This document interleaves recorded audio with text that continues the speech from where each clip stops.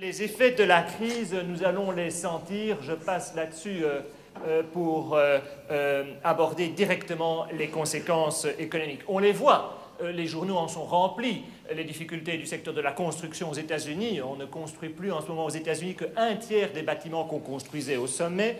Le désarroi du secteur financier bien connu, le désarroi du secteur de l'automobile, même si là j'aime bien cet exemple parce qu'il montre bien que la crise accélère certaines restructurations.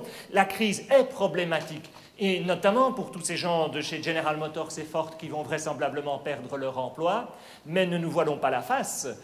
Il s'agit là de deux entreprises qui étaient malades, et nous savons qu'aussi cynique que cela puisse paraître, et donc il faut dire cela avec l'à-propos qu'il convient, ces sociétés, si elles doivent disparaître, il faut qu'elles disparaissent. Vous savez, le Dow Jones, ce grand indice boursier aux États-Unis, je crois qu'il y a encore une seule institution, une seule entreprise qui a plus de 100 ans. Les entreprises, c'est comme les arbres, ça pousse, ça grandit, et puis à un moment, ça tombe et ça disparaît. Et quand on se promène dans une forêt, on est plutôt content, pas malheureux à ce spectacle de tous les arbres qui sont morts, on l'accepte. C'est évidemment beaucoup plus délicat quand il s'agit de travail et d'investissement humain et d'affectio societatis et d'emploi qui est donné, de familles qui perdent la sécurité du travail et du revenu.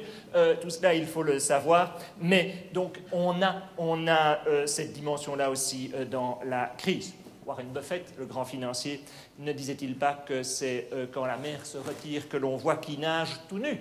Eh bien, c'est effectivement aujourd'hui certains secteurs en particulier, mais certaines entreprises dans certains secteurs qui sont particulièrement touchés.